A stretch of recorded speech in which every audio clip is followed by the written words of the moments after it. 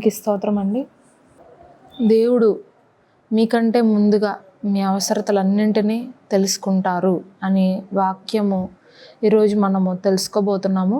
ఏ విధంగా దేవుడు మన అవసరతలు తీరుస్తారు, ఏ విధంగా మరి మనకు కావలసినటువంటి ఆ ఒక ప్రొవిజన్ కావచ్చు, ఆ ఒక ఆత్మీయ అవసరతలు కావచ్చు, శారీరక అవసరతలు కావచ్చు, మరి ఏ రీతిగా దేవుడు మనకి ఇచ్చి మనల్ని ముందుకు నడిపిస్తారు అనేటువంటి అంశము మనము ఈరోజు ఒక్కసారి ధ్యానించుకోబోతున్నామండి. కీర్తనల గ్రంథము 36వ అధ్యాయము 8-9 వచనాలు ఒకసారి చదువుదాము. నీ మందిరం యొక్క సమృద్ధి వలన వారు సంతృప్తి నందుతున్నారు. నీ ఆనంద ప్రవాహంలోనిది నీవు వారికి త్రాగించుతున్నావు. నీ యొద్ద జీవ ఊటగలదు. నీ వెలుగును పొంది మేము వెలుగు చూస్తున్నాము. ఆమేన్. దేవుడు ఈ వాక్యమును మా అందరి విడికల్లో దీవించునుగాక. నీ మందిరం యొక్క సమృద్ధి వలన వారు సంతృప్తి పొందుచున్నారు. నీ ఆనంద ప్రవాహంలోనిది నువ్వు వారికి త్రాగించుచున్నావు. యాక్చువల్గా ఇది నేను ఒక 4 రోజుల క్రితము ఈ వాక్యం చదివానండి. శుక్రవారం ఉదయము ఈ వాక్యం చదివాను. నేను చదువుతున్నప్పుడు నేను హిందీలో చదువుతున్నాను ఈ వాక్యం, తెలుగులో చదవలేదు. నాకు హిందీలో వాక్యం చదువుదామని నాకు అనిపించి హిందీలో చదువుతున్నప్పుడు అక్కడ కొన్ని మాటలు నాకు అర్థం కాలేదన్నమాట. కానీ ఆ భావం చాలా బాగుంది హిందీలో, తెలుగులో కన్నా కూడా హిందీలో చాలా బాగుంది. నాకు కొంచెం అర్థమైంది, కొంచెం అర్థం కాలేదు. వెంటనే నేను తెలుగు బైబిల్ తీసి తెలుగులో ఏం రాశారా అని నేను చదువుతున్నప్పుడు ఇంకా స్పష్టంగా మరి నేను అర్థం చేసుకోగలిగాను అక్కడ ఉన్నటువంటి మాట. నీ మందిరంలో ఎవరైతే ఉంటారో, నీ మందిరంలో ఎవరైతే వచ్చి మరి అక్కడ ఆ యొక్క మాటలను వింటారో, అక్కడ ఎవరైతే వారి యొక్క సమయాన్ని గడుపుతారో, ఆ మందిరంలో నుండి వచ్చేటువంటి ఆ మాటల ద్వారా, ఆ వచనము ద్వారా, ఆ ఒక మరి నడిపింపు ద్వారా వచ్చిన వారందరూ కూడా తృప్తి చెందుతారు, సమృద్ధి చెందుతారు. వారికి నువ్వు నీ ఆనంద ప్రవాహంలోనిది నువ్వు వాళ్ళకి త్రాగిస్తున్నావు. అంటే దేవుని యొక్క మరి ఆయన పాదాల దగ్గర నుండి అండి ఒక నీటి ఊట ఎప్పుడు కూడా ప్రవహిస్తూ ఉంటుంది. మరి పరలోక రాజ్యంలో ఒక నది ఆయన పాదముల కింద నుంచి పారుతూ ఉంటుంది అంటండి. అది ఆ నదిలో ఎవరైతే మరి ఆ నీటిని తాగుతారో వాళ్ళు మరి నిత్య జీవాన్ని వాళ్ళు పొందుకుంటారంట. మరి వారికి ఎన్నటికీ కూడా మరణం అనేది ఉండదు. వారికి ఇంకెన్నటికీ కూడా చీకటి అనేది వాళ్ళు అనుభవించరు. వారి జీవితాల్లో ఏడుపు, బాధ, వేదన అనేది వాళ్ళ జీవితాల్లో ఉండదు. ఎందుకంటే దేవుని క్రింద నుండి ఆ యొక్క పాదముల నుండి వచ్చేటువంటి ఆ నీటి ద్వారా మనందరము కూడా తృప్తి చెందుతున్నామంట. ఈరోజు మరి ఆ నీటి ఊట ఏదైతే ఉందో మరి మేము ప్రసంగించేటువంటి ఈ వాక్యము, మరి బైబిల్లో ఉన్నటువంటి వాక్యము, ఈ బైబిల్లో ఉన్నటువంటి వాక్యము అనేది ఏంటంటే ఒక జీవపు ఊట లాంటిది. ఆ ఊట ఎవరైతే నిత్యము త్రాగుతారో, నిత్యము దాంట్లో మరి వారు తడుస్తారో, నిత్యము దాంట్లో వారు మునుగుతారో వాళ్ళు ధన్యులు. హల్లెలూయా, వాళ్ళు ధన్యులండి. వాళ్ళు మరి ఎప్పటికీ కూడా కొరత ఉండదు వారి జీవితాల్లో. ఎప్పటికీ కూడా మరి ఇది లేదు, ఇది నాకు కష్టంగా ఉంది, ఇది నాకు బాధగా ఉంది అనేటువంటి మాట వారి లైఫ్లో ఉండదు. ఎందుకంటే వాళ్ళు ఆధారపడింది, వాళ్ళు ఆనుకున్నది, వాళ్ళు నిరీక్షణ కలిగి ఉన్నది దేనిపైన అంటే దేవుని వద్ద నుండి వచ్చుచున్నటువంటి ఆ నీటి ఊట మీద. హల్లెలూయా. ఒక నది ఉందనుకోండి, ఆ నది పక్కన కొన్ని చెట్లు ఉంటాయి. మీరు ఎక్కడికి వెళ్ళి చూసినా సరే నదుల దగ్గరికి కానీ మరి మంచినీళ్ళ కాలువల దగ్గరికి కానీ మనం వెళ్తే దాన్ని ఆనుకునే కొన్ని చెట్లు ఉంటాయన్నమాట. ఆ కొంచెం ముందుకెళ్తే మరి అక్కడ కూడా కొన్ని చెట్లు ఉంటాయి, కానీ అక్కడ నది ఉండదు. కానీ నది పక్కన ఉన్న చెట్టు మీరు చూస్తే మరి నార్మల్ భూమిలో ఉండేటువంటి చెట్టును చూస్తే కనుక రెండిటికి డిఫరెన్స్ ఎలా ఉంటుందంటే, ఈ నది దగ్గర ఉన్న చెట్టు ఏమో ఏ కాలమైనా సరే, ఎండ రానివ్వండి, వర్షం రానివ్వండి, మరి దానికి కావలసినటువంటి సూర్యరశ్మి తగలకపోనివ్వండి, ఏదైనా కానివ్వండి, ఆ ఒక్క చెట్టు మాత్రము ఏ కాలమైనా సరే తృప్తిగానే ఉంటుంది. అంటే అది పచ్చగా చక్కగా అది సమృద్ధిగా కనిపిస్తుంది అనమాట. దాని యొక్క ఆకులో కావచ్చు, దాని కాండంలో కావచ్చు, మరి అణువున కూడా దాంట్లో జీవం అనేది ఎప్పుడు ఉంటుంది ఆ చెట్టులో. కానీ ఆ రోడ్ సైడ్ చెట్లల్లో కానీ, తర్వాత ఈ ఫుట్పాత్ దగ్గర ఉండే చెట్లల్లో కానీ అవి మట్టి కొట్టుకుపోయి, తర్వాత ఎండాకాలం వస్తే ఎండిపోయి, వర్షం వస్తే వంగిపోయి, అలాంటి పరిస్థితి ఆ చెట్లకు ఉంటుంది. అయితే మనము ఎప్పుడు కూడా ఆ ఒక్క చెట్టు ఏ విధంగా నీటి ఊటల దగ్గర ఉండే చెట్లు ఎలాగ సమృద్ధిగా ఉంటాయో, దేవుని వాక్యము అనేటువంటి ఈ యొక్క నీటి ఊట పైన ఎవరైతే ఆధారపడతారో వాళ్ళు ఎప్పుడు కూడా సమృద్ధిగా ఉంటారు. హల్లెలూయా. ఆ ఆనంద ప్రవాహంలోనిది దేవుడు మనకి తాగిస్తున్నాడు అంటండి. ఎవరైతే దేవుడు ఇచ్చి నీళ్లు తాగుతారో వాళ్ళు ఎప్పటికీ దప్పిక గొనరు. సమరయ స్త్రీ దగ్గరికి యేసుప్రభు వెళ్తారు. వెళ్ళినప్పుడు నేనిచ్చే నీళ్లు తాగే వాళ్ళు ఎప్పటికీ కూడా దప్పిక గొనరు. మరి అక్కడ మరి బైబిల్ పండితులు చెప్తున్నారు, ఆ సమరయ అనేటువంటి ఆ ఊరిలో ఆ సుకారు అనేటువంటి ఆ ఊరిలో అంటండి చాలా బావులు ఉన్నాయంటండి, చాలా బొచ్చడు బావులు ఉన్నాయంట. అయితే మరి ఆ స్త్రీ ఎవరైతే, ఆ సమరయ స్త్రీ ఎవరైతే ఉందో, యాకోబు తవ్వించినటువంటి బావి దగ్గరికే వస్తుందంట ప్రతిరోజు. అనేక బావులు ఉన్నాయి, అనేకమైనటువంటి స్థలాలు ఉన్నాయి, వెళ్ళవలసిన స్థలాలు. కానీ ఆ స్త్రీ మాత్రము ఆ బావి దగ్గరికే వస్తుందంట ఎప్పుడు కూడా.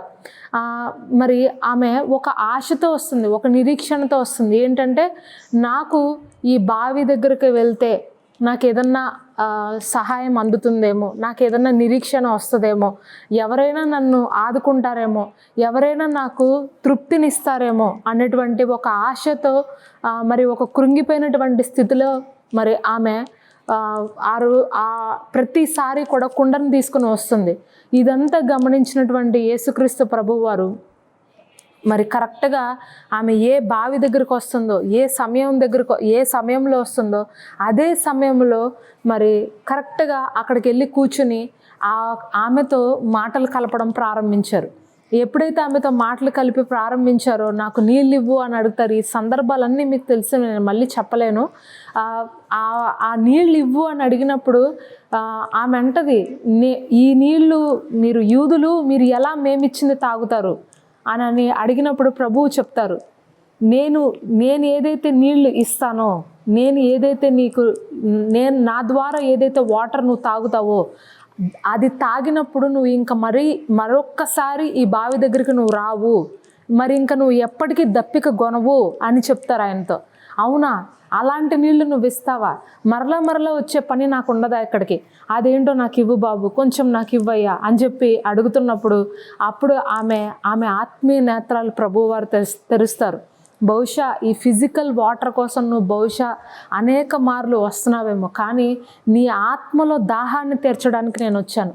నువ్వు ఒక తృప్తి లేని జీవితాన్ని కలిగి ఉన్నావు. నువ్వు నీ అవసరాలు తీర్చుకోలేనటువంటి స్థితిలో నువ్వు ఉన్నావు. నీ యొక్క బాధ ఎవరికి చెప్పుకోలేనటువంటి స్థితిలో ఉన్నావు. రక్షణ లేని జీవితాన్ని నువ్వు జీవిస్తున్నావు. అయితే ఆ రక్షణ ఇవ్వటానికి నేను వచ్చాను, ఆ దాహాన్ని తీర్చడానికి నేను నీకు వచ్చాను. ఎంతోమంది ద్వారా నువ్వు మోసపోయావు, ఎంతోమంది ద్వారా తృప్తి లేనటువంటి జీవితాన్ని నువ్వు జీవిస్తున్నావు. కానీ ఈరోజు నిజమైన తృప్తి, నిజమైన సమాధానం, నిజమైన రక్షణ, నిజమైన ప్రేమ నా పాదముల దగ్గర నీకు దొరుకుతుంది. హల్లెలూయా. నా పాదాల దగ్గర నీకు వస్తుంది. నేను ఇచ్చేటువంటి ఆ వాటర్ నువ్వు తీసుకున్నప్పుడు, ఆ ఒక్క దాహాన్ని నువ్వు తీర్చుకున్నప్పుడు, మరి ఇంక ఎప్పటికీ కూడా ఇక్కడికి వచ్చి నన్ను ఎవరో ఆశీర్వదిస్తారు, నన్ను ఎవరో పోషిస్తారు అనేటువంటి ఆలోచన నువ్వు ఇంకెప్పటికీ చెయ్యవు అని అన్నప్పుడు, అప్పుడు ఆమె ఆత్మీయ నేత్రాలు తెరుచుకుంటాయి. ఆమె నిజంగా ఏ అవసరతతో అక్కడికి వచ్చిందో, ఏ బాధతో అక్కడికి వచ్చిందో, ఆ బాధను ప్రభు అయిన యేసుక్రీస్తు వారు ఆ రోజు అక్కడ ఆమెకు తీర్చినప్పుడు, మరి అక్కడ వాక్యం రాయబడి ఉంటుందండి, ఆ చేతిలో ఉన్న కుండనంట అక్కడికక్కడే వదిలిపెట్టేసి ఆమె ఊర్లోకి పరిగెత్తిందంట. హల్లెలూయా. చేతిలో ఉన్న కుండని అక్కడికక్కడే వదిలేసింది. అంటే తన యొక్క పాపపు జీవితాన్ని విడిచిపెట్టేసిందంట. ఎప్పుడైతే దేవుడిచ్చినటువంటి ఆ నీళ్ళని ఆమె తాగిందో, ఇక అనుకుంది, చిచి ఇక నాకు ఈ కొండతో సంబంధం లేదు, ఈ పాపపు జీవితంతో నాకు ఇక సంబంధం లేదు, ఎవరో తృప్తి నాకు ఇస్తారని, ఇంకా ఎవరో నా జీవితంలో వచ్చి నన్ను ఆదుకుంటారనేటువంటి ఈ ఆలోచన, ఈ యొక్క ఆధారపడేటువంటి బ్రతుకు నాకు ఇంకా అక్కర్లేదు, ఇంకా నా లైఫ్లోకి ఏదైతే కావాలో అది నాకు నా మెస్సయ్య ఇచ్చేశాడు కాబట్టి ఇంకా నాకు వద్దు అనే ఆ కుండను అక్కడికక్కడే విడిచిపెట్టి ఊరిలోకి పరిగెత్తిందంట. హల్లెలూయా. మరి ఆ రోజు నుంచి ఆమె లైఫ్ ఎలాగైపోయిందంటే, ఒకప్పుడు ఆమె జీవితము పాపాత్మురాలు, అనేక మంది భర్తలను మార్చుచున్నటువంటి స్త్రీ, వేశ్య, వ్యభిచారి అని పిలిచారు. కానీ మరి ఆ నెక్స్ట్ డే నుంచి ఆమెను అందరూ ధన్యురాలు అని అన్నారు. ఆమె యేసును పరిచయం చేసినటువంటి ఒక గొప్ప స్త్రీ అని ఆమెను పిలిచారు అందరూ. ఎందుకంటే ఆ ఊర్లో అప్పటి వరకు మెస్సయ్య అంటే వస్తారని అనుకున్నారు. కానీ సమరయ స్త్రీ ద్వారా మెస్సయ్య ఎవరో తెలుసుకున్నారు, మెస్సయ్యని ఎవరో చూశారు, ఆయన మాటలు విన్నారు. హల్లెలూయా. ఈరోజు ప్రభు మీతో కూడా మాట్లాడుతున్నారు. నేనిచ్చే నీళ్లు కనుక నువ్వు తాగితే, నా వాక్యాన్ని ప్రతిదినము నువ్వు చదివితే, నీవు అనేకులను ఆశీర్వదించేటువంటి ఒక పాత్రగా నేను నిన్ను చేస్తాను. అర్థమవుతుందండి? ఎవరైతే ఆయన వాక్యాన్ని అనుదినము చదువుతారో, ఆయన పాదాల దగ్గర కూర్చుంటారో, మరియా మార్తా దగ్గరికి ఇంటికి వెళ్ళినప్పుడు ప్రభు అంటారు, మరియా ఉత్తమమైనది ఎంచుకుంది మార్తా, నువ్వు విస్తారమైన పనులు పెట్టుకొని నీ సమయాన్ని నువ్వు వృధా చేసుకుంటున్నావు. చాలామంది మరి ఈ రోజుల్లో సమయాన్ని వృధా చేసేసుకుంటారు. ఎలా టైం వెళ్ళిపోతుందో కూడా అర్థం కాదు. చాలామందికి ఏ విధంగా టైం వ్యర్థంగా వెళ్ళిపోతుందో అర్థం కాదు. కొన్నిసార్లు మరి అనుకుంటాం మనం, ఈ టైంలో నేను ప్రేయర్ చేసుకోవాలి, ఈ టైంలో నేను కూర్చోవాలి, ఈ టైంలో నేను ఎలాగైనా వాక్యం చదువుకోవాలి అని అనుకుంటాం. కానీ పొద్దున్న లెగిసిన దగ్గర నుండి రాత్రి పడుకునేంత వరకు విరామం లేకుండా పని చేసి రాత్రి బైబిల్ పట్టుకోగానే నిద్రపోయే వాళ్ళు ఎంతోమంది ఉన్నారు. అవునండి? ఎంతోమంది మరి బైబిల్ పట్టుకోగానే పొద్దున చేసిన అలసటకు, పనికి విరామం లేకుండా చేసిన దానికి నిద్రపోయి ఇంక అయిపోయింది ఈ డే, ఇంకా నా వల్ల కాదు అని మంచం ఎక్కి పడుకుండిపోయే వాళ్ళు ఎంతోమంది ఉంటారు. మంచం ఎక్కుతూ ప్రభుతో ఒక క్షమాపణ చెప్తారు. అయ్యా, నీకు నేను క్షమాపణ చెప్తున్నాను తండ్రి, నేను ఈరోజు నేను చదువుకుందామని అనుకున్నాను, కానీ నాకున్న పనుల వల్ల నేను చదవలేకపోయాను, నాకున్న ఇబ్బందుల వల్ల నేను బైబిల్ తీశాను, కానీ నాకు నా శరీరం ఇప్పుడు సహకరించట్లేదు, నేను రేపు చదువుతాను ప్రభువా అని అలా ఎన్నో రాత్రులు మనము విడిచిపెట్టేసినటువంటి సందర్భాలు ఉండొచ్చు. అయితే ప్రభు ఈరోజు మీతో మాట్లాడుతున్నారు, నా దగ్గర నువ్వు కూర్చో. ఏంటండి? నా దగ్గర నువ్వు కూర్చో. మరియ ఎలా కూర్చుందో, మరియ ఎలాగ విందో ఆశతో, మరి సమరయ స్త్రీ ఎలాగ విందో ఆశతో, నువ్వు కూడా అట్లా కూర్చుంటే నేను ఇచ్చేటువంటి ఆ నీటిని నువ్వు తాగుతున్నప్పుడు నువ్వు మరి అన్నిటికీ కూడా దప్పిక గొనవు. హల్లెలూయా.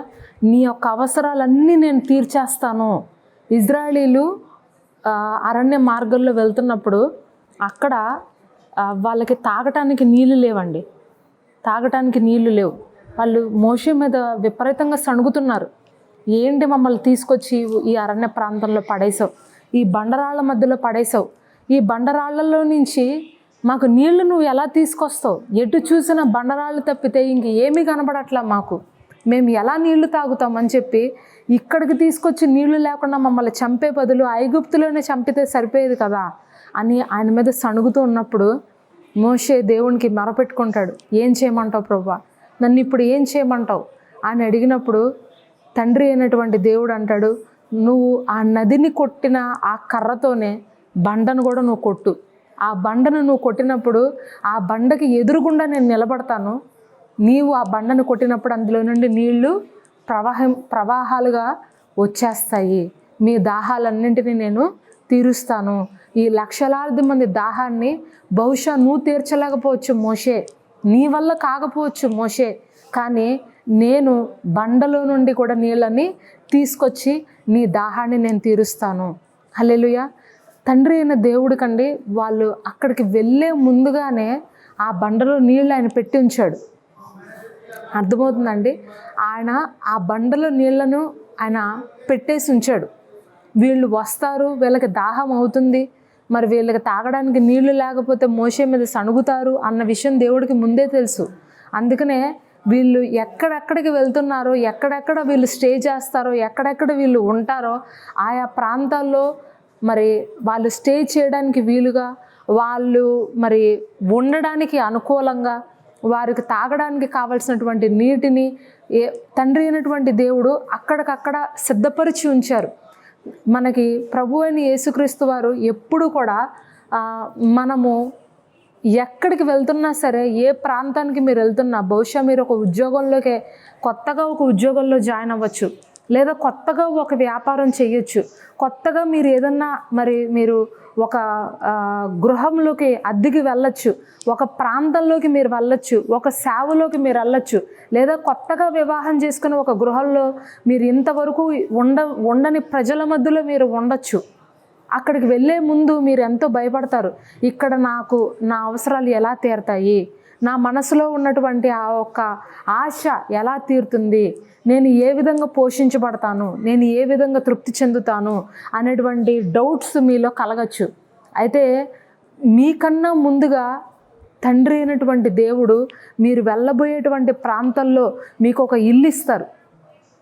మరి మీకు కావాల్సిన మీ ఉద్యోగంలో మీకు ఎక్కడ ఏది కావాలో ఆ ఉద్యోగంలో మీకు ఆ నిధులన్నింటినీ మీకు తెరుస్తారు. మీకు ఎంత నీడ్స్ ఉన్నాయో, మీకు ఎంత అవసరమో దానికి కావాల్సినటువంటి జీతాన్ని ప్రభువు వారు ముందుగానే అక్కడ ఇచ్చేస్తారు. మరి ఎలాంటి వ్యక్తులు ఉంటే మీరు వర్క్ నేర్చుకుంటారో అలాంటి వ్యక్తుల్ని దేవుడు అక్కడ పెడతాడు. ఇవన్నీ మీరు ఎప్పుడైనా గమనించారండి? ఎప్పుడైనా మీరు ఇలాంటి విషయాలు మీకన్నా ముందుగానే దేవుడు ఆ ప్రాంతంలోకి వెళ్ళి ఆ పరిస్థితులన్నీ మీకు అనుకూలంగా మార్చేయడం, ప్రయాణం చేస్తున్నటువంటి పరిస్థితులు, మీరు ఇంతవరకు వెళ్ళనటువంటి యాత్రలు వెళ్తున్నప్పుడు, ప్రయాణాలు చేస్తున్నప్పుడు అనుకోకుండా మరి ఆ ఒక ప్లేసెస్లో మీకు ఏమీ అర్థం కానప్పుడు ఎవరో తెలియనటువంటి వ్యక్తులు వచ్చి మీకు హెల్ప్ చేసేస్తూ ఉంటారు. ఎవరికైనా ఇలాంటి అనుభవాలు జరిగినాయా? జరుగుంటే ఒకసారి మీ హ్యాండ్ రైజ్ చేయండి.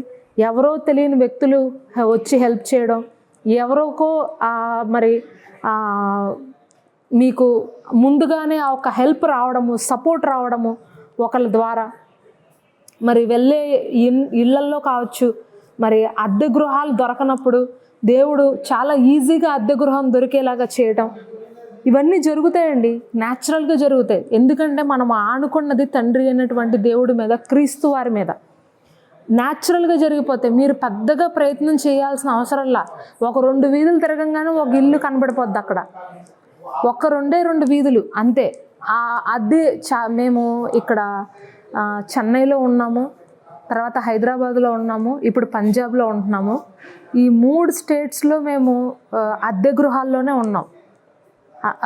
మాకు ఎప్పుడు రెంట్ హౌస్లో ఇప్పటి వరకు కూడా దగ్గర ఇప్పటి వరకు కూడా ఈ 11-12 సంవత్సరాల్లో దగ్గర 12 గృహాలు మేము అద్దె ఇల్లు మారామండి. 12 గృహాలు, 12 రెంట్ హౌసెస్లో ఉన్నాము. మేము అనుకుంటాము ఒక రెంట్ హౌస్ నుంచి ఇంకొక రెంట్ హౌస్కి మారేటప్పుడు మా మనసులో ఒక రకమైనటువంటి టెన్షన్ వస్తుంది అన్నమాట. ఇలాంటి తెలియని ప్లేస్లో, తెలియని ఏరియాల్లో ఎలాగ మాకు రెంట్ హౌస్ వస్తుంది?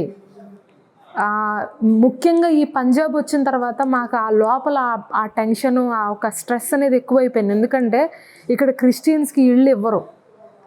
దట్టు ఇంకొక విషయం ఏంటంటే, పాస్టర్ అంటే, సేవ చేస్తున్నారంటే అస్సలు ఇవ్వరండి ఇల్లు, అస్సలు ఇవ్వరు. ససేమిరా మొహం మీద చెప్పేస్తారు, వెళ్ళిపోండి, మేము ఇవ్వము, మీరు ఎంత రెంట్ ఇచ్చినా సరే, ఎంత మాకు డబ్బులు ఇచ్చినా సరే మేము ఇవ్వము అని చక్కగా చెప్పేస్తారు. ఎందుకంటే ఇక్కడ కొన్ని వాళ్ళు ఇన్సిడెంట్లు వాళ్ళు చూసారనమాట. పంజాబీస్ వాళ్ళు చేసినప్పుడు వాళ్ళు గట్టిగా అరవడము, హడావిడి చేయడం అవన్నీ చూసి వాళ్ళకి అది కొంచెం ఇబ్బంది అనిపించి అప్పటి నుండి వాళ్ళు సేవ చేస్తున్నా లేకపోతే ఏం చేస్తున్నా సరే వాళ్ళు ఇవ్వమని చెప్పేస్తారు. అలా మాకు ఇక్కడ పంజాబ్ వచ్చిన కొత్తల్లో మాకు అలాంటి అనుభవాలు జరిగినాయి. అప్పుడు మేము అనుకున్నాం ఈ ఇల్లు దొరకదేమో, మా వల్ల కాదేమో, ఈ ఇల్లు పట్టుకోవడం కష్టమేమో అని అనుకుని ఇంకా తిరుగు ప్రయాణం చేద్దాం అని అనుకున్న టైంలో అద్భుత రీతిగా దేవుడు ఒక వ్యక్తిని పంపించారనమాట. అసలు అతను ఎవరో కూడా మాకు తెలియదండి. అతను ఎవ్వరో కూడా మాకు అసలు అతనితో మేము కాంటాక్ట్ అవ్వలేదు, అతనితో ఎప్పుడు మేము మాట్లాడలేదు, ఏమీ లేదు.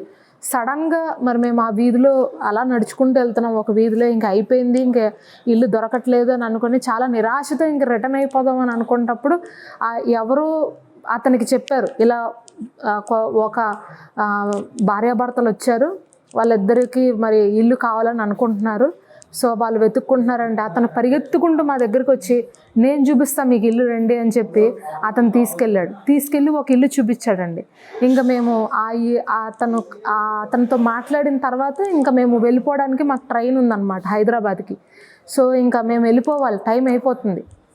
అతను వితిన్ హాఫ్ అన్ అవర్లో అతను మాకు ఆ ఇల్లు చూపించడం, మాకు ఆ ఇల్లు నచ్చడం, మేము అడ్వాన్స్ ఇచ్చేయడం, వెళ్ళిపోవడం ఢిల్లీకి. అంత ఫాస్ట్గా అయిపోయింది అనమాట వితిన్ హాఫ్ అన్ అవర్లో.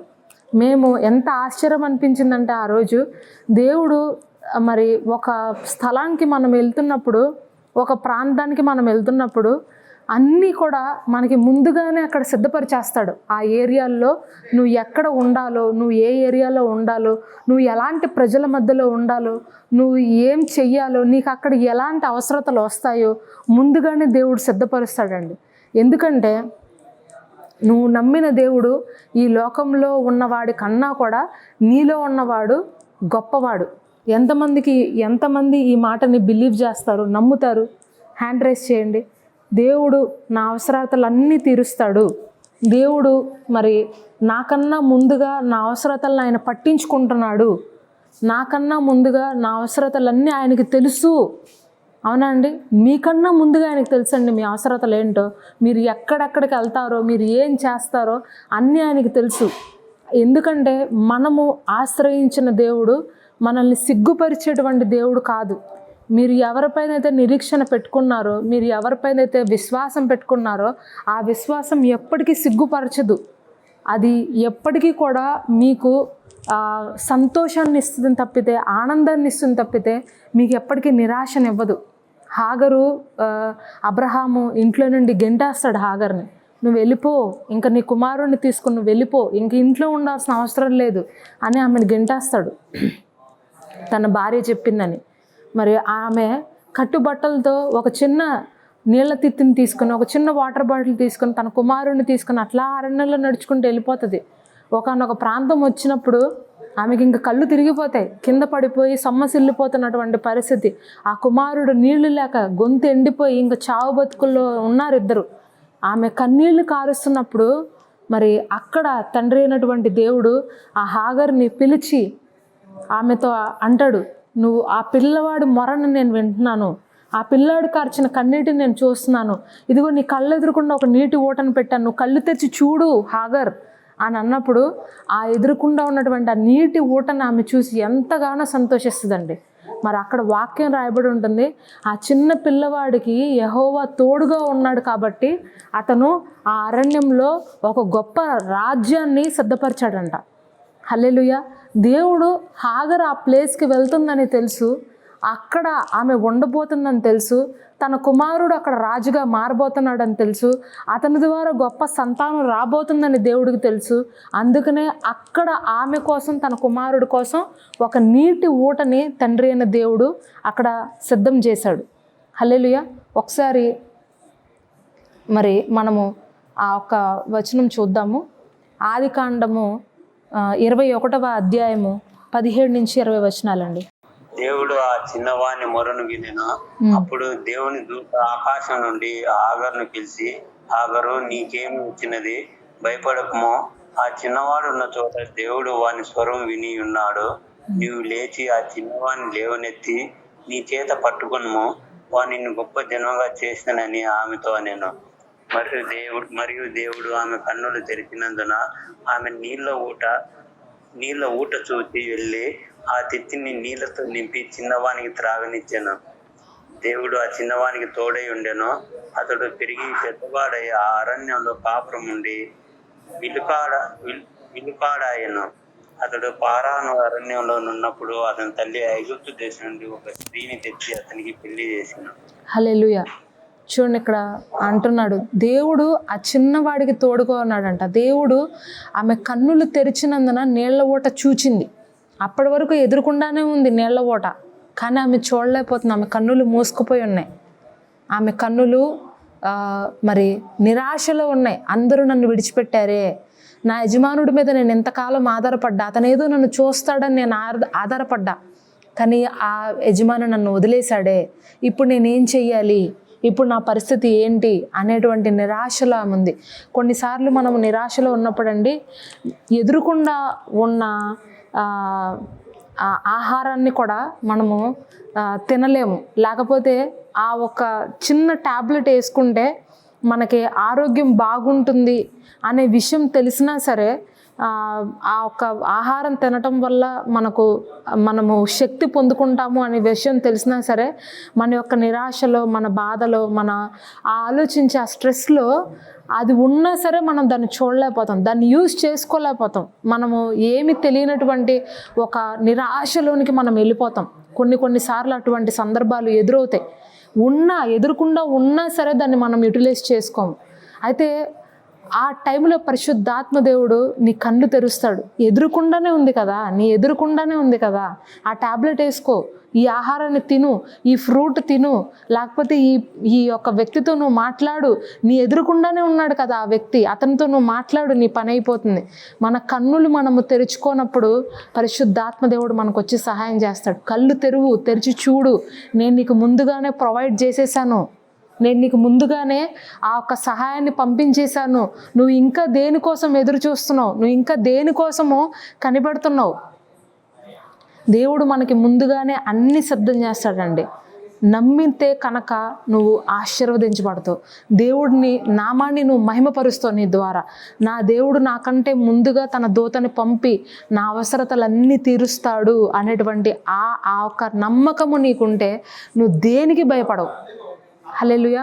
మీరు ఇంకా దేనికి భయపడరు. యోహాను సువార్త 7వ అధ్యాయం 37-38 వచనాలు చదవండి. యోహాను సువార్త 7వ అధ్యాయము 37-38. ఆ పండుగలో మహాదినమైన అంత్యదినమున యేసు నిలిచి, ఎవడైనను దప్పిగొనిన ఎడల నా యొద్దకు వచ్చి దప్పి తీర్చుకొనవలెను.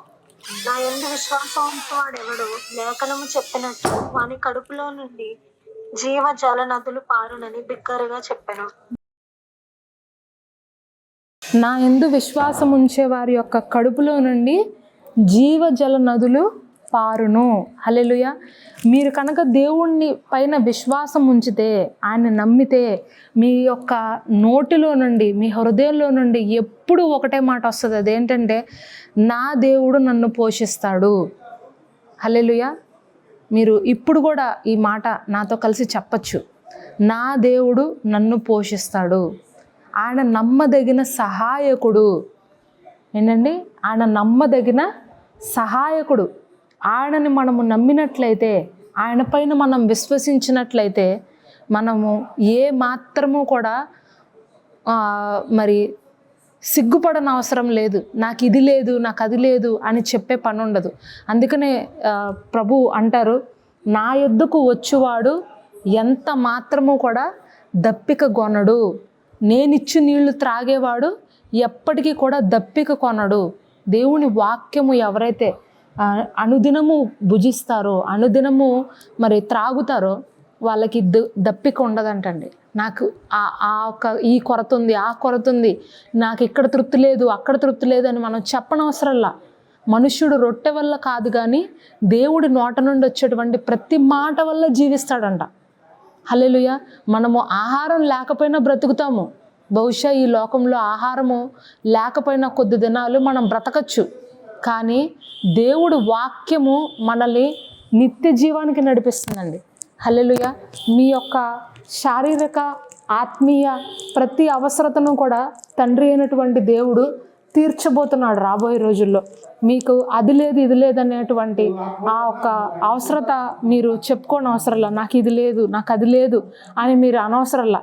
ప్రతిదీ ఆయా సమయాల్లో ఆయా వ్యక్తుల ద్వారా, ఆయా మరి ఉద్యోగాల ద్వారా, మరి ఆయా వ్యాపారాల ద్వారా దేవుడు మీకు అన్నింటినీ కూడా అనుగ్రహించబోతున్నాడు రాబోయే రోజుల్లో. నమ్ముచున్నవారు ఆమెన్ అని చెప్పండి. ప్రతిదీ మీకు ప్రొవైడ్ చేయబోతుందండి, దేవుడు చేస్తాడు గ్యారంటీగా. మీరు నమ్మినట్లయితే, విశ్వసించి ఉన్నటువంటి వాని కడుపులో నుండి జీవజల నదులు వస్తాయి. అయితే మీరు చేయాల్సింది ఏంటంటే, మీ నోట్లో నుండి ఎప్పుడు కూడా పాజిటివ్ మాట్లాడండి. నేనైతే అదే నేర్చుకున్నాను. మనము నూతన నిబంధనలో ఉన్నాము, కొత్త నిబంధనలో మనము జీవిస్తున్నాం. సిలువలో ప్రభువైన యేసుక్రీస్తు వారు సమస్తమును కూడా మన కొరకు చేసి ముగించారంట. అన్నీ అయిపోయినాయి సిలువలో. మీ శాపం అయిపోయింది, మీ పాపం అయిపోయింది, మీ యొక్క ఏమంటారు తరతరాల నుండి వస్తున్నటువంటి ఆ పీడ, వ్యాధి అన్నింటినీ దేవుడు మరి ఆ సిలువలోనే కొట్టివేశారు. ఇకపైన మనకు ఏది కూడా ఎంత మాత్రము హాని చేయదు. అయితే నీ నోటితో నువ్వు ఏం చెప్పాలంటే, ఎప్పుడు దేవుడు నా పక్షాన ఉన్నాడు, ఆయన నన్ను పోషిస్తాడు, నేను ఎక్కడికి వెళ్ళినా ఆయన నాకు ప్రతిదీ ప్రొవైడ్ చేస్తారు అనేటువంటి భరోసా నీలో ఉన్నప్పుడు, నువ్వు ఎక్కడ ఉన్నా, నువ్వు అరణ్యంలో ఉన్నా సరే పోషిస్తాడు దేవుడు. ఏలియాను పోషించలేదా దేవుడు? ఏలియాకి కాకుల్ని పంపించి ఆహారాన్ని ఇవ్వలేదా? మరి కరువులో ఉన్నప్పుడు సారేపతి విధవరాల దగ్గరికి వెళ్తే అక్కడ దేవుడు పోషించలేదా మరి ఏలియాని? అర్థమవుతుందండి? ఎక్కడ ఉన్నా సరే దేవుడు మీకు ఆహారాన్ని ఇస్తాడండి. ఆ నమ్మకము మనకు ఉండాలి. ఎక్కడున్నా సరే, ఏ ఏరియాలో ఉన్నా సరే, అరణ్యంలో కూర్చున్నా సరే. మేము ఇక్కడ ఒక చిన్న పొలంలో చర్చి కట్టుకున్నాం. మా చర్చిని కనుక మీరు ఫిజికల్గా వచ్చి చూస్తే మీరు అంటారు, అసలు మీరు ఎలాగుంటున్నారు, ఎలాగుంటున్నారు ఈ పల్లెటూరులో, ఇక్కడ ఈ జనుల మధ్యలో మీరు ఎలాగుంటున్నారు అని అడుగుతారు. బట్ మేము ఎలాగుంటున్నాము అని అంటే, దేవుడు మాకు ఇక్కడ తోడుగా ఉన్నాడు. ఎలాగా అరణ్యంలో మోషే ఇజ్రాయేలుని తీసుకెళ్తున్నప్పుడు పగలు మేఘస్తంభం, రాత్రి అగ్నిస్తంభం వల్ల దేవుడు నిత్యము కాపాడి వాళ్ళని పోషించి అనుదిన మన్నాని వాళ్ళకి పెట్టి వారికి బండలో నుండి నీళ్ళని ఇప్పించి వాళ్ళ అవసరతలన్నీ ఎలా తీర్చేశాడో, అలాగా ఈ ప్రాంతంలో మరి మేము అదే విధమైనటువంటి ఆశీర్వాదం, అదే విధమైనటువంటి పోషణతో ఇక్కడ మేము పోషించబడుతున్నాం. అర్థమవుతుందండి? దేవుడు ఎప్పుడు విడిచిపెట్టాడు. ఆయన నమ్మి వచ్చిన వారిని, ఆయన పైన ఆధారపడిన వారిని దేవుడు ఎప్పుడు విడిచిపెట్టాడు. ఆయన యందు విశ్వాసం ఉంచే వాళ్ళు ఎప్పుడూ కూడా సిగ్గుపడరు. మీరు ఎంత దూరదేశంలో ఉన్నా సరే, ఈరోజు మీరు ఎక్కడ ఉన్నా సరే, మీరు అక్కడ కూడా దేవుడిని మీరు స్తుతిస్తే, ప్రభువా ఇలాంటి పరిస్థితుల్లో కూడా నువ్వు నన్ను ఇక్కడ పోషిస్తున్నావు, ఇక్కడ నాకు ఒక అవకాశాన్ని ఇస్తున్నావు, ఇక్కడ నాకు ఒక ఆధారాన్ని ఇస్తున్నావు అని మీరు ఎప్పుడు మీ నోటితో స్తుతిస్తే, ఎక్కడ ఉన్నా సరే దేవుడు, మరి దేశమంతా కరువు వచ్చినా సరే, నీతో ఉన్నవారు మాత్రం పోషించబడతారు. ఆమెన్. నీతో ఉన్నవారు మాత్రము ఎప్పుడు పోషించబడతారు. నీతో ఉన్నవారికి ఎప్పటికీ కూడా ఆకలి అనేది లేకుండా, ఆ ఆకలి బాధ అనేది లేకుండా దేవుడు చేస్తాడు. నాకు ఆకలేస్తుంది, ఏమీ లేదే అనేటువంటి బాధ నీకు ఉండదండి. మీరు ఎక్కడికి వెళ్తున్నా ఆయన తన దూతల్ని పెట్టి మీకు ముందుగానే ఆ యొక్క మార్గాలన్నిటినీ కూడా సరళం చేయబోతున్నారు. హల్లెలూయా. కాబట్టి నమ్మండి, విశ్వసించండి, దేవుడు వాక్యాన్ని పట్టుకోండి. ఎప్పుడు లోకంలో మరి డబ్బుని, లేకపోతే మనుషుల్ని, లేకపోతే ఉద్యోగాల్ని, తర్వాత మీకు ఉద్యోగాలు ఇచ్చినటువంటి బాస్లని, అధికారులని కాదు మీరు పట్టుకోవాల్సింది. దేవుణ్ణి పట్టుకోండి, ఆయన వాక్యాన్ని పట్టుకోండి. వాక్యమే మనకి ఆధారం అండి. వాక్యమే మనకు ఆహారము. ఎక్కడికి వెళ్ళినా మరి మనల్ని పోషించేది, మనకి తల దించుకోకుండా చేసేది వాక్యం ఒక్కటే. ఇంత దూరంలో కూడా మరి మేము బ్రతుకుచున్నాము అంటే ఆయన వాక్యమేనండి. ఆయన వాక్యముతో దేవుడు మమ్మల్ని నడిపిస్తున్నాడు. ఎక్కడికి వెళ్ళినా నడిపిస్తున్నాడు. ఎలాంటి ప్రాంతాల్లోకి వెళ్ళినా నడిపిస్తున్నాడు. ఎలాంటి మూర్ఖుల మధ్యలోకి వెళ్ళినా నడిపిస్తున్నాడు. కఠినమైన వారి మధ్యలోకి వెళ్ళినా నడిపిస్తున్నాడు. మరి ఇలాంటి పరిస్థితుల్లో మేము నడుచుతున్నప్పుడు, ఇక్కడ కూడా దేవుడు మాకు సహాయం అందించుచున్నప్పుడు మీకెందుకు ఇవ్వడు? మీకెందుకు ఆయన పోషించడు? తప్పకుండా మిమ్మల్ని కూడా పోషిస్తాడు. మీరు ఆత్మీయంగా, ఆధ్యాత్మికంగా, శారీరకంగా, ఇహమందు పరమందు అన్ని రీతులుగా మీరు పోషించబడతారు. దేవుణ్ణి మీరు విశ్వసిస్తే తప్పకుండా మీ అవసరాలన్నింటినీ మీకన్నా ముందుగా దేవుడు తెలుసుకుని మీరు వెళ్ళబోయేటువంటి ఆ ఒక ఫ్యూచర్ ప్రాజెక్ట్స్ ఏవైతే మీరు చేయబోతున్నారో వాటన్నింటిలో దేవుడు మీకు అద్భుత రీతిగా ఆయన సహాయాన్ని రాబోయే రోజుల్లో మీకు అందించబోతున్నారు. మరి ఒక వాక్యం ఉంటుంది, అదేంటంటే మరి దేవుడు తాను ప్రేమించిన వారికి చేయుచున్నటువంటి కార్యములు కంటికి కనపడవు, చెవికి వినపడవు, హృదయమునకు గోచరము కావంట. దేవుడు నిన్ను ప్రేమిస్తున్నాడు. నువ్వు ఏదైతే అనుకుంటున్నావో నువ్వు అనుకున్న దానికి కూడా అధికముగా దేవుడు నీకు చెయ్యాలని ఆశపడుతున్నారు. అయితే నువ్వు అవిశ్వాసాన్ని తొలగించి విశ్వాసంతో నువ్వు నీ నోటితో ఒప్పుకుంటే దేవుడు నాకు ఇది చేయగలడు, దేవుడు నాకు ఇది ఇవ్వగలడు, దేవునికి నా అవసరాలు తెలుసు అని నువ్వు ఒప్పుకుంటే దేవుడు నీ జీవితంలో ఖచ్చితంగా చేస్తాడు. సమరయ స్త్రీ అడిగింది, నోరు తెరుచుకుని, నాకు నీళ్ళు ఇవ్వవా అని అడిగింది. ఈరోజు మీరు అడగండి, నా అవసరం తీర్చవా తండ్రి, నీ వాక్యంతో నన్ను నింపు ప్రభువా, నీ వాక్యంతో నన్ను పోషించు ప్రభువా, నీ వాక్యం ద్వారా నా అవసరాలన్నీ తీర్చు ప్రభువా అని మీరు అడిగినట్లయితే తప్పకుండా దేవుడు మీ అవసరాలన్నీ రాబోయే రోజుల్లో తీర్చిపోతున్నారు. దేవుడు మరి ఈ వాక్యము మీ అందరి జీవితాల్లో ఈ రాత్రి ఫలింపజేయునుగాక. మనందరము ఈ టైంలో కళ్ళు మూసుకొని ఈ వాక్యపు ఫలింపు కొరకు ప్రార్థన చేసుకుందాము. దయచేసి విశ్వాసంతో నాతో కలిసి ఏకీభవించండి ఈ ప్రేయర్లో. తప్పకుండా దేవుడు మరి మీ అందరి హృదయంలో ఉన్నటువంటి అవసరాలన్నింటినీ చూస్తున్నారు. ఆయన మీ యొక్క ఖాళీలన్నీ నింపబోచున్నారు. ప్రార్థన. పరిశుద్ధుడా, ప్రేమ కలిగిన తండ్రి, నీకు వందనాలయ్యా, స్తోత్రాలయ్యా. మరి నువ్వు చెప్తున్నావు, నా యొద్దకు వచ్చువారు ఎప్పటికీ దప్పిగా కొనరు, మరి నేనిచ్చు నీళ్లు తాగువారు ఎప్పటికీ కూడా దాహము కలిగి ఉండరు. నేను నా గొర్రెలకు సమృద్ధి అయినటువంటి జీవాన్ని ఇవ్వటానికే ఈ లోకానికి వచ్చాను. మరి అపవాది దోచుకొనటానికి వచ్చాడు. అపవాది మరి దొంగ, వాడు దోచుకున్నవాడు. కానీ నేను నా గొర్రెల కొరకు నా ప్రాణం పెట్టడానికి వచ్చాను, నా గొర్రెలకు సమృద్ధి జీవాన్ని ఇవ్వడానికి వచ్చాను అని నువ్వు వాగ్దానం చేస్తున్నావు ప్రభా. అయ్యా, సమరయ స్త్రీ యొక్క దాహాన్ని నువ్వు తీర్చావు ప్రభా, హాగరు యొక్క దాహాన్ని నువ్వు తీర్చావు ప్రభా, అరణ్యంలో ఇజ్రాయేలీల యొక్క దాహాన్ని నువ్వు తీర్చావు ప్రభా. ఏలియా అరణ్యంలో కూర్చున్నప్పుడు ఆయన యొక్క ఆకలిని నువ్వు తీర్చి ఆయన నువ్వు పోషించావు ప్రభా. కరువు కాలంలో సారేపతి విధవరాల దగ్గర ఆయన నువ్వు పోషించావు ప్రభా. మరి ఆ కుటుంబాన్ని పోషించావు ప్రభా. తండ్రి, నువ్వు ప్రతి స్థలంలో కూడా మమ్మల్ని పోషించే దేవుడివి ప్రభా. ప్రతి స్థలంలో కూడా నువ్వు మా దాహాన్ని తీర్చే దేవుడు ప్రభా. ఈరోజు ఎవరైతే నేను ఈ కొరతలో ఉన్నాను, నేను ఈ లేమిలో ఉన్నాను, నేను ఈ బాధలో ఉన్నాను అని చెప్పుకుంటున్నారు తండ్రి, అటు వాళ్ళందరినీ కూడా ప్రభా ఇదిగో ఈ రాత్రి నీ చేతులకు అప్పగిస్తున్నారు ప్రభా. విశ్వసించు వారి యొక్క కడుపులో నుండి జీవజల నదులు ఉబికి వస్తాయంటున్నావు అయ్యా. మరి మా అందరి నోట్లో నుండి ఎప్పుడు జీవజల నదులు ఉబికి పారునుగాక యేసు నామంలో. అయ్యా, అది లేదు ఇది లేదు అనేటువంటి ఆ యొక్క సనుగుడు గొనుగుడు ఆత్మను మా నుండి దూరం చేయండి ప్రభా. అయ్యా తండ్రి, ప్రతి దాంట్లో కూడా నిన్ను స్తుతించడానికి మాకు సహాయం చేయండి. మాకన్నా ముందుగా నీ దూతలను పంపి అయ్యా మా మార్గాలన్నింటినీ నువ్వు సరళం చేయండి ప్రభా. అనేక విధములుగా తండ్రి నువ్వు మమ్మల్ని పోషిస్తున్నావు, ఇంతవరకు నీకు వందనాలు. ఎబినేజర్ వల్ల నువ్వు మమ్మల్ని కాపాడుతున్నావు ప్రభా, నీకు వందనాలు ప్రభా. ఎన్నోసార్లు తండ్రి మేము అనేకమైన ప్రమాదాల నుండి తప్పించబడ్డాం, అనేక ఇబ్బందుల నుండి తప్పించబడ్డాం, అనేక కష్టముల నుండి తండ్రి మరి మేము తప్పించబడ్డాం ప్రభా. అయ్యా, మేము అలా తప్పించబడుతున్నామంటే అది కేవలం నీ కృప తండ్రి, కేవలం నీ యొక్క వాత్సల్యము ప్రభా.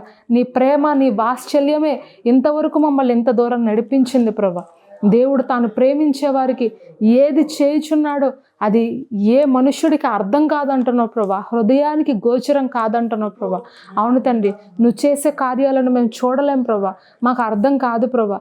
మేము అడిగి ఊహించిన వాటికన్నా నువ్వు అధికంగా చేయగలిగిన దేవుడు ప్రభా. అయ్యా, మరియ వలె తండ్రి మరి మేము నీ పాదాల దగ్గర ఉండి అయ్యా నీ మాటలను వినేటువంటి ఆ కృపను మాకు ఇవ్వండి ప్రభా. అటువంటి అవకాశంను మాకు ఇవ్వండి ప్రభా. అయ్యా, నిత్యము పనులు పనులు పనులు అనే కాకుండా ప్రభా తండ్రి, ఎన్ని పనులున్నా కానీ ప్రభా నీకు ఇవ్వవలసినటువంటి సమయాన్ని ఈ అనుదినము నీకు ఇవ్వడానికి మాకు సహాయం చేయండి ప్రభా. ఎంతమంది వ్యక్తులు మా మధ్యలో ఉన్నప్పటికీ కూడా ప్రభా అయ్యా మరి నీకు ఇవ్వవలసినటువంటి ఆ వాల్యుబుల్ టైంని నీకు ఇవ్వడానికి మాకు సహాయం చేయండి. అట్టి కృపను ఇక్కడ ఉన్నటువంటి ప్రతి సహోదరుడు సహోదరికి మీరు అనుగ్రహింపజేసి వారి అవసరతలన్నీ రాగల దినముల్లో మీరే తీర్చి వారిని ఆశీర్వదించి దేవా మరి నీ నామానికి మహిమకార్థకంగా మరి ప్రతి కుటుంబాన్ని వాడుకోమని వేడుకుంటూ ప్రార్థన నజరేయుడైన యేసుక్రీస్తు వారి అతి పరిశుద్ధ నామంలో అడిగి వేడుకొంచున్నాను నా ప్రియ పరలోకపు తండ్రి, ఆమెన్. తండ్రి యొక్క దీవెనయు, కుమారుని యొక్క కృపయు, పరిశుద్ధాత్మ ఆదరణకర్త అన్యోన్య సహవాసమును ఇప్పుడు ఎల్లప్పుడూ మరి ఇక్కడ ఉన్న ప్రతి కుటుంబానికి వినబోచినటువంటి అనేకులకు ఈ రాత్రి సదాకాలం దీవెన కలిగి ఉండునుగాక. Amen, amen. వందనాలండి. Thank you. God bless you. మరలా నెక్స్ట్ మండే గూగుల్ మీట్లో కలుసుకుందాము. మరి డైలీ వస్తున్నటువంటి యూట్యూబ్లో అప్లోడ్ చేస్తున్న మెసేజెస్ కూడా మీ ఫ్రీగా ఉన్న టైంలో వినటానికి ప్రయత్నించండి. ఆధ్యాత్మికంగా మీరు బలపడతారు. థ్యాంక్ యూ అండి. God bless you.